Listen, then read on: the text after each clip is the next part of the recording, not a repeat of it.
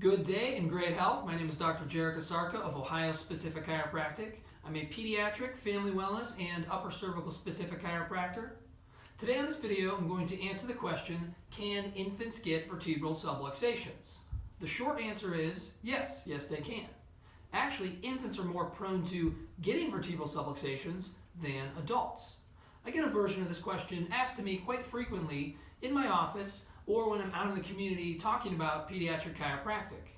Hearing those words together, pediatric chiropractic, they might sound foreign or strange to you if you've never been to a chiropractor or only think that chiropractic is for those who are 40 and older and dealing with neck and back pain. So my goal is to help to break down some of the hows and whys behind infant vertebral subluxations. So as we delve into that, we're going to first do a little bit of a crash course in anatomy and physiology. This drawing here on the left is of an adult's upper cervical spine. The three main bones we're going to focus on are the occiput bone found on the skull, the first cervical vertebra or the atlas bone, and the second cervical vertebra called the axis bone.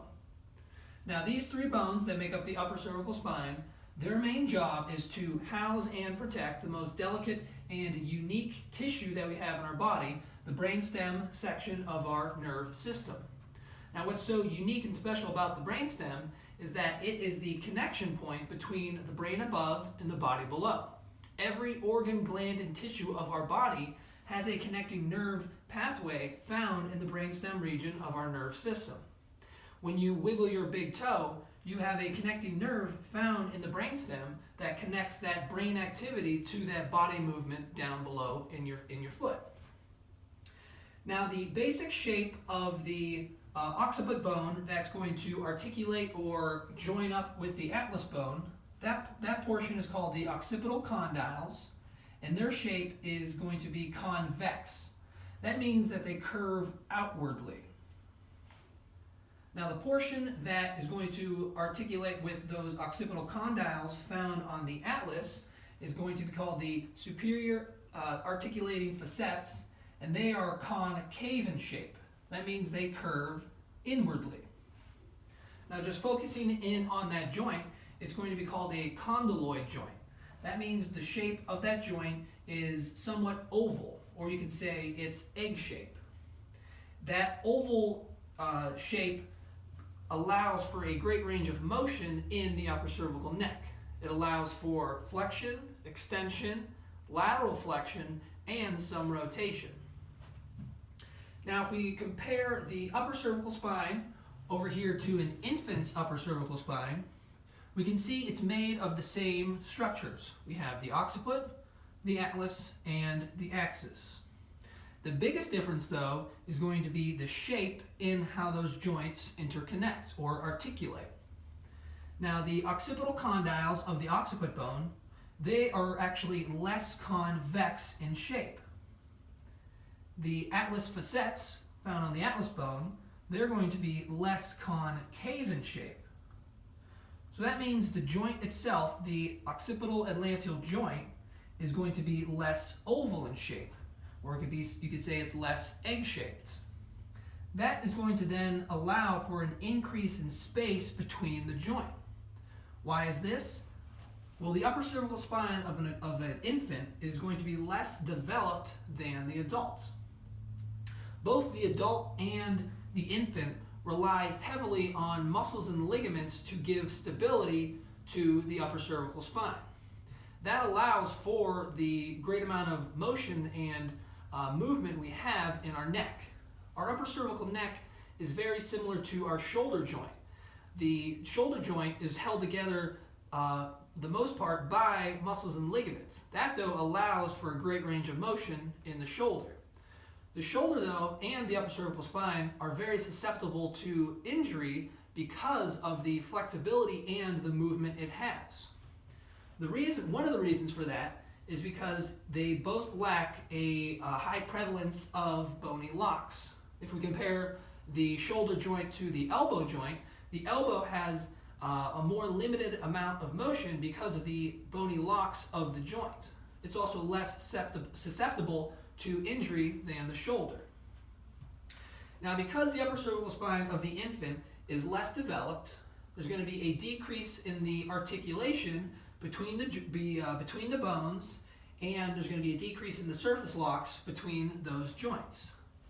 This then is going to put extra strain on the muscles and extra stress on the nerves to maintain spine balance and nerve adaptation. When we decrease the potential for adaptation, we're going to increase the potential for abnormal compensation. One specific abnormal compensation that we deal with as chiropractors is the vertebral subluxation.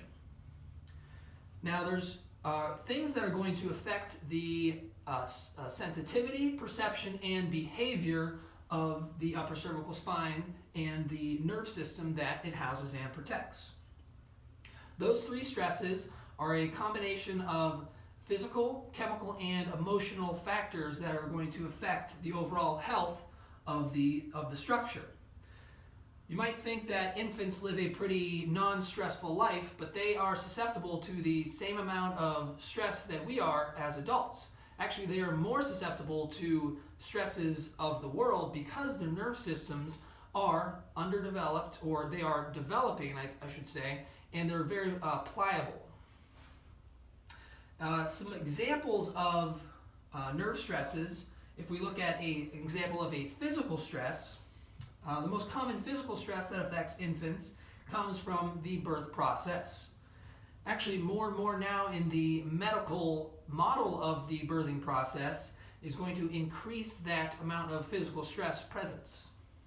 For example, the OBGYN, when they are pulling on the baby's neck to extract the infant from the birth canal, they can apply a force of over 200 newtons of force.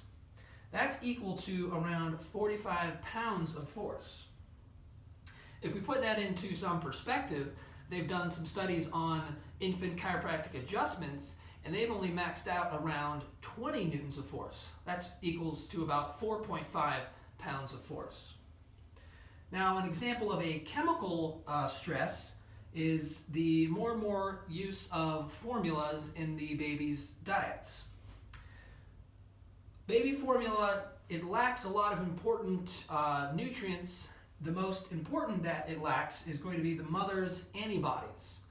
The antibodies that are found only presently in mother's milk is the child's real first dose of immunity and protection as their systems are growing and developing. Without that presence of that first dose of antibodies, it's going to decrease the immunity of the infant and going to increase the susceptibility to infection.